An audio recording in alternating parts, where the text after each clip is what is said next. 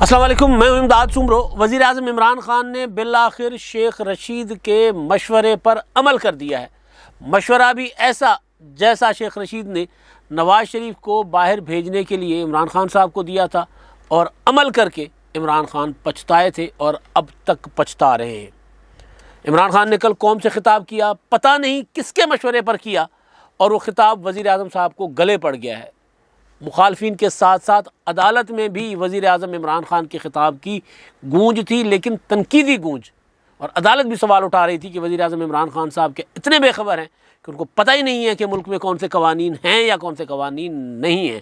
और फैसल वोडा साहब पक्के पक्के पक्के नाअहल हो गए, पक्के गए, फ़िलहाल तो पक्के गए। जो आखिरी जिस हद तक इलेक्शन रोकने गए थे सुप्रीम कोर्ट में, वहाँ पर इलेक्शन नहीं रुकवा सके सेनेट की खाली नशस्त पर, और सुप्रीम कोर्ट ने इलेक्शन मशरूत कर दिया कि इलेक्शन करवा दें, बाद में बाकी मामला बाद में देखे जाएंगे। तो ये तीन खबरें हैं।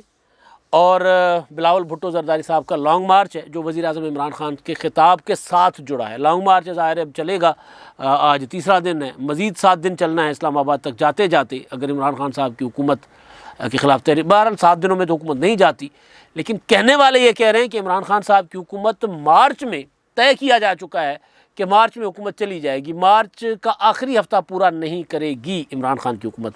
कैसे मुमकिन है?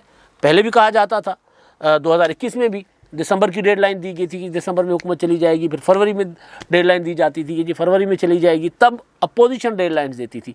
अब कोई और बात कर रहे हैं, कोई और जो बाखबर लोग हैं, जो क्या होता है, जो बड़े बड़े जो ड्राइंग रूम्स में जहाँ पॉलिसीज़ बनती हैं, बड़े बड़े लोग बैठकर आपस में मुशावरत करते हैं, वहाँ से कोई खबर लेकर आने वाले लोग जो हैं वो दावा कर रहे हैं कि जी इमरान ख़ान साहब की हुकूमत नहीं निकालेगी मार्च का महीना। मैं बार बार कह रहा हूँ कि ये बात गुज़िश्ता बरस 2021 में भी की जाती थी, लेकिन बहरहाल फिर वो इमरान ख़ान साहब की हुकूमत चली।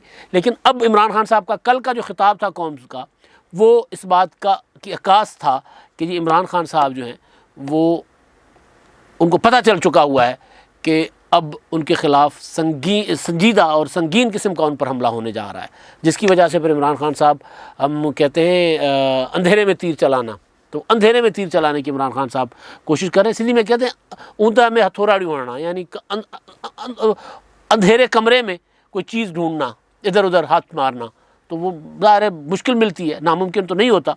तो इमरान ख़ान साहब अंधेरे में तीर चला रहे हैं, अगर कोई लगा तो लगा, वरना फिर तो खबरें ये भी थी कि आज उन्होंने चौधरी बिरादरान से मुलाकात करनी है। तो अब जब मैं आपसे बात कर रहा हूँ तो इस वक्त टाइम हो रहा है 4:45, तब तक कोई मुलाकात नहीं हुई थी, लेकिन इम्कान था कि इमरान ख़ान साहब मुलाकात करेंगे। तो अब देखते हैं, जब आपके पास ये व्लॉग आ चुका होगा तो उस वक्त शायद मुलाकात हो चुकी हो, या फिर इमरान ख़ान साहब का आज का दौरा जो है, इसलिए मैंने इमरान ख़ान साहब की वापसी तक रखा है कि उसके बाद उस पर बात होगी कि वापसी तक वो क्या क्या यहाँ पर करके जाते हैं, किन किन से मुलाकातें करते हैं, किन किन को मनाते हैं, क्या करते हैं। क्योंकि इमरान ख़ान साहब को पता चल चुका हुआ है कि भाई वो पत्थर जो है ना, वो पहाड़ी से नीचे ढलान से गिर चुका हुआ है। अब उसको कैसे पकड़ा जाए, कैसे रोका जाए, कैसे संभाला जाए, उसके लिए इमरान ख़ान साहब हाथ पाँव मार रहे हैं। तो इमरान ख़ान साहब के कौम से ख़िताब पर आते हैं पहले, फिर शेख रशीद साहब हैं, और बिलावल भुट्टो जरदारी साहब तो कौम के ख़िताब के साथ ही निबेड़ लेते हैं हम, और फैसल वोडा साहब।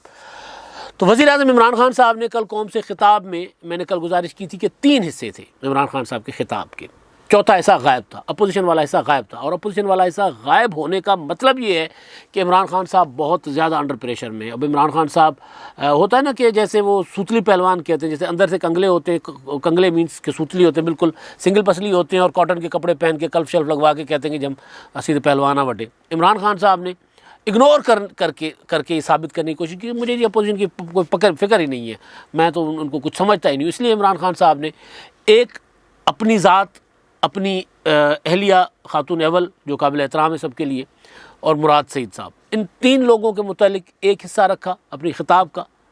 और मेरा ख़्याल है कि किसी वज़ीर आज़म का ख़िताब इतना ज़ाती मसाइल पर मबनी नहीं होगा जितना इमरान ख़ान साहब का था। अब जब ख़िताब आ गया, फिर उसका पोस्टमार्टम जब हो रहा है, अदालत तक में बात हो रही है, तो फिर उसका मतलब यही है। और दूसरा हिस्सा था अपना क्या क्या मसाइल थे और क्या क्या हो सकते हैं, यानी बहाने जवाज़ कि हम क्यों कामयाब नहीं हो सके 3.5 साल में, कौम को कुछ क्यों ना दे सके 3.5 साल में। और तीसरा हिस्सा था इंसेंटिव्स का, जो इंसेंटिव इमरान खान साहब ने दिए, 10 रुपये पेट्रोल, 10 रुपये डीजल और 5 रुपये बिजली के, इश्तिहार चलाए। इश्तिहार आप ये हम फ्री में चला रहे हैं इमरान खान साहब का इश्तिहार पे लिखा हुआ है क्लीन बोल्ड, महंगाई क्लीन बोल्ड। पहले अपोजिशन क्लीन बोल्ड होती थी, अब महंगाई क्लीन बोल्ड। और उस इश्तिहार में इमरान खान साहब की हुकूमत जो है वो कह रही है कि हमने तो दे दिया, तारीखी पैकेज दिया, रिलीफ पैकेज। आपको याद होगा जब महंगाई बढ़ गई थी तो कौम की चीखें निकली थी, तो इमरान खान साहब ने कहा था महंगाई तो कम नहीं कर सकते, लिहाजा हमने 120 अरब रुपए का तारीखी पैकेज दिया है कौम को, 120 अरब रुपए का। अब वो 120 अरब रुपए का जो तारीखी पैकेज था, जिसका जब हिसाब किताब लगा था तो फिर वो 2 करोड़ या 3 करोड़ फैमिलीज में जाना था, तो 5 रुपये फी फैमिली पता नहीं कितना आ रहा था। तो वो पैकेज के बाद अब ये तारीखी पैकेज इमरान खान साहब का। जब चीज़ें कहते हैं ना कि हाथ कंगन को आरसी क्या, जब और चढ़ते सूरज को, जब सूरज चढ़ता है तो हर कोई देखता है, पर उसके लिए ऐलान करना नहीं पड़ता कि नाजरीन हाजरीन लोगों, सूरज जो है वो तुलू हो चुका हुआ है, उसके लिए ज़रूरत नहीं होती। तो इमरान खान साहब को इश्तिहार देकर, करोड़ों रुपए इश्तिहारों पे खर्च करके बताना पड़ रहा है कि जी मैं महंगाई को ख़त्म कर रहा हूँ, या मैंने महंगाई को ख़त्म करने का ऐलान कर दिया, फैसला कर दिया हुआ है। तो वो जो कौम से खिताब था, उसमें जो पहला हिस्सा था, पहले हिस्से पर मैं वापस आता हूँ। उस हिस्से में इमरान खान साहब ने कहा था कि जी ये खातून अव्वल पर इल्ज़ामात लगते हैं, उनके मुतालिक झूठी खबरें चलती हैं, मेरे मुतालिक मैं वज़ीर आज़म हूँ, मुझे कहीं से इंसाफ नहीं मिलता। मुराद सईद के मुतालिक जो है वो बातें की गई, तो वो तो ख़ुद जाकर उस पर करेंगे, मुकदमा करेंगे, बाहर मुकदमा करने का सोच रहे हैं। खातून अव्वल के मुतालिक कहा गया कि जो घघर छोड़ कर चली गई हैं, पहले कहा गया मैंने मुकदमा किया, 3 साल हो गए, मैं प्राइम मिनिस्टर हूँ, मुझे इंसाफ नहीं मिलता, तो इसीलिए फिर मैं जो ये पे का ऑर्डिनेंस लाया हूँ। ये कानून जो नवाज शरीफ के ज़माने का था, लेकिन हमने इसमें कुछ तरमीमें की हैं।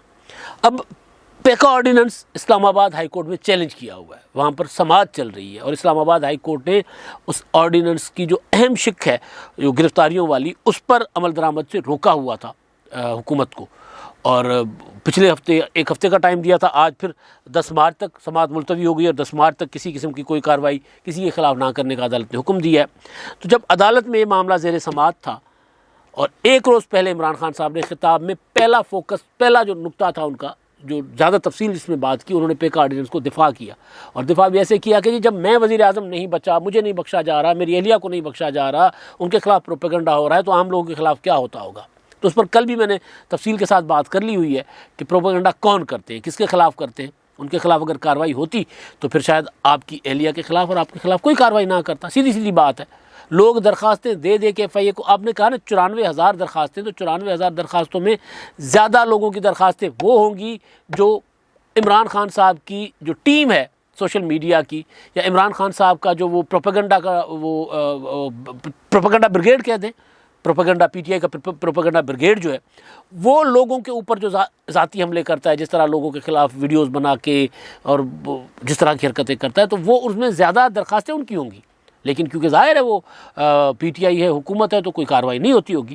तो अदालत ने आज चीफ जस्टिस अख्तर मिनल्ला साहब ने इस्लामाबाद हाई कोर्ट के, उन्होंने कहा कि हद तक इज़्ज़त का कानून तो मौजूद है। मुझे लगता है कि तकरीर करने से पहले वज़ीर आज़म इमरान खान साहब को किसी ने दुरुस्त मावनत नहीं की उनकी, यानी उनको मिसगाइड किया गया, या इमरान खान साहब, अब ये मैं अपनी बात कर रहा हूँ, अदालत ने नहीं कहा, इमरान खान साहब, यानी अदालत जो कह रही है उसका मतलब यही है, उसकी थोड़ी सी तशरीह कर लेते हैं, अभी फैसला आना बाकी है।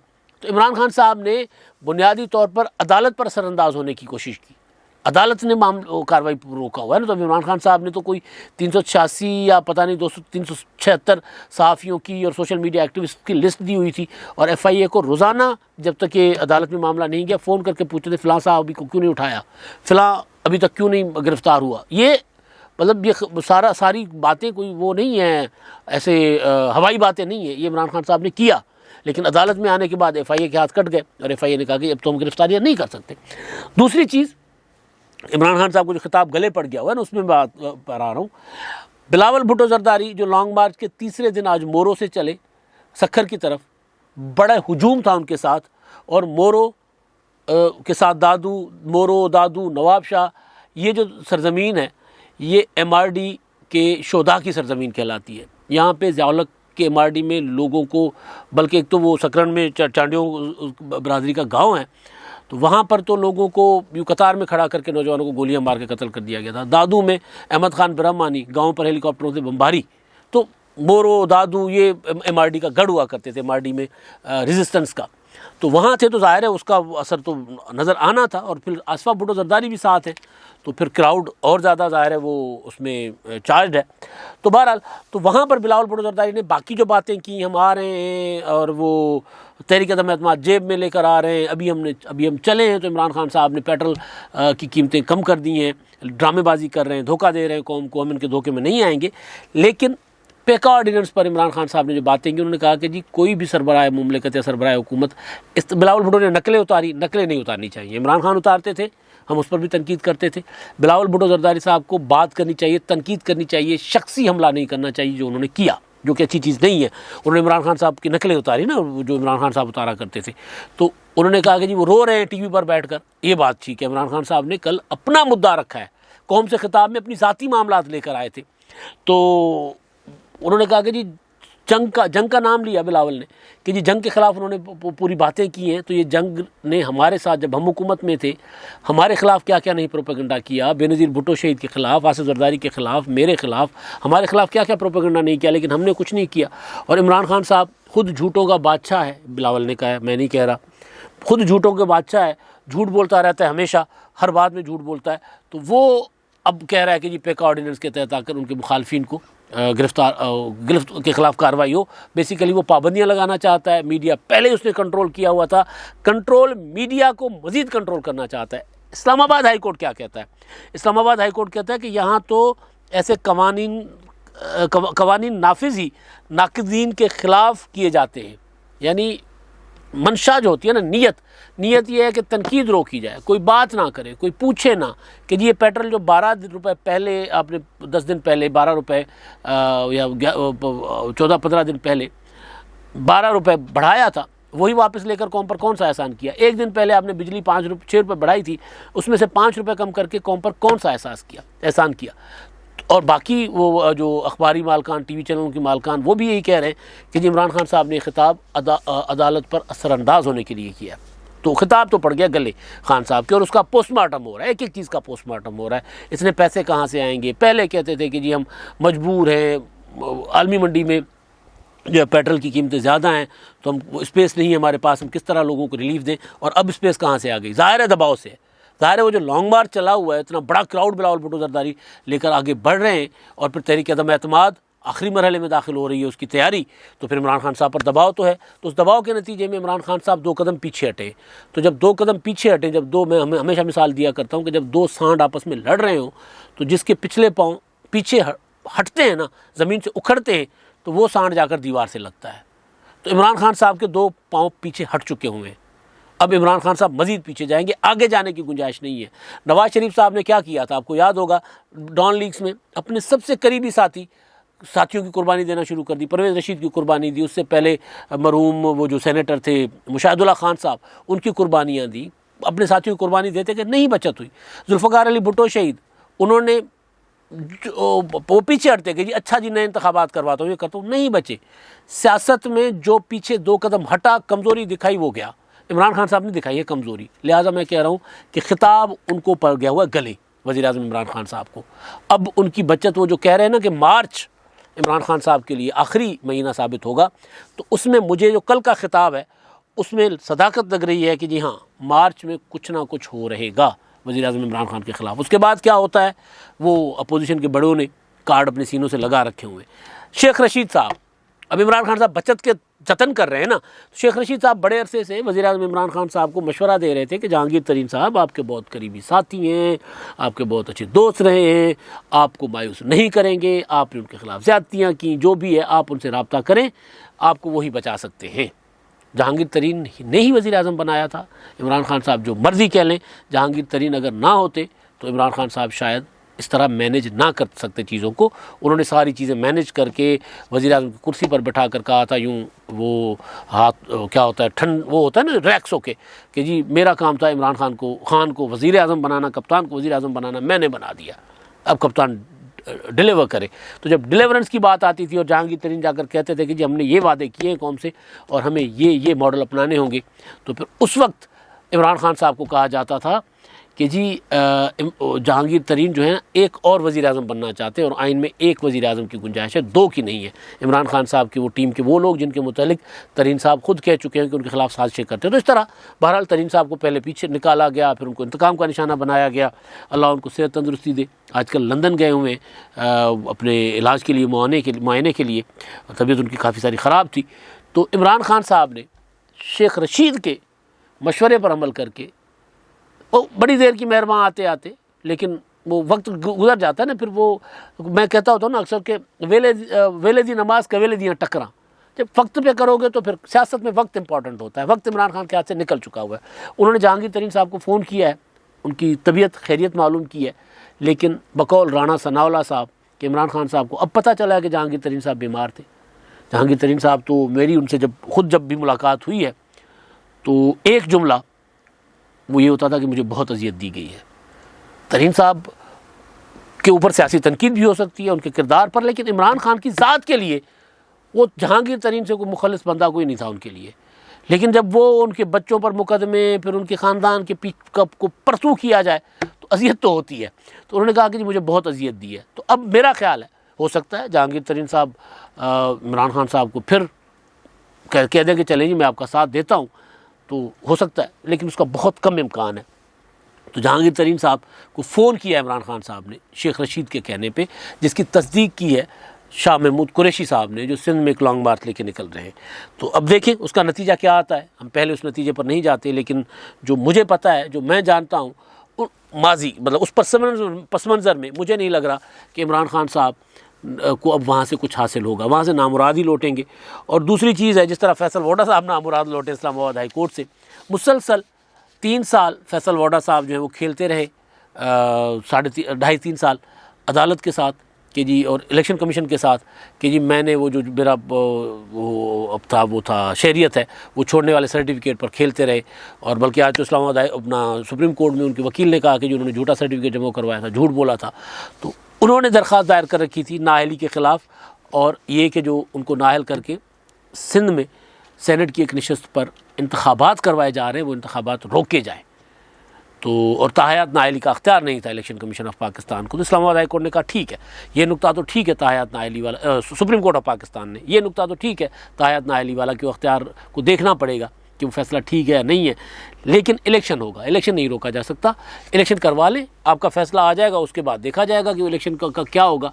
लिहाजा इमरान खान के हाथ से ये नशस्त जो है सिंध वाली, जो मैंने पहले दिन ही कहा था कि पीपल्स पार्टी की गोद में जा गिरेगी, वो नायल हो जाएंगे तो वहाँ मेजॉरिटी पीपल्स पार्टी के पास है, तो वो नशस्त भी इमरान खान साहब के हाथ से जा रही है। ना सिर्फ नशस्त जा रही है, बल्कि पक्के फैसल वोडा साहब जा रहे हैं। और मुझे लगता है कि फैसल वोडा साहब शायद पाकिस्तान में रहें, वो फिर फ़्लाइट पकड़ेंगे, बाहर चले जाएंगे। और नाराज़गियाँ, इमरान खान साहब कुछ नाराज़ों को मनाने की कोशिश कर रहे हैं। तो परवेज़ खट्टक से अलग खुद नाराज़ हो गए कि जी मैंने 10 रुपये का ऐलान करना था, 5 रुपये का आपने क्यों कर दिया 2 दिन पहले। परवेज़ खट्टक साहब ने 1-2 दिन पहले ही बता दिया था कि जी इमरान खान साहब जो है ना वो कीमतें कम कर रहे हैं, पेट्रोल की 10 रुपये और बिजली की 5 रुपये। तो इमरान खान पहले ही नाराज़ थे और परवेज़ खट्टक साहब को ये तासुर देना चाह रहे थे कि जी हमारे दबाव पर इमरान खान साहब ने घुटने टेके हैं। इसलिए उन्होंने इमरान खान की तकरीर का सबसे अहम नुकता जो था, जो इमरान खान साहब समझते हैं, वो पहले अवाम के सामने वो लेकर आ गए, जिस पर इमरान खान साहब उनसे नाराज़ हैं। अब तक के लिए इतना ही। अल्लाह हाफ़िज़।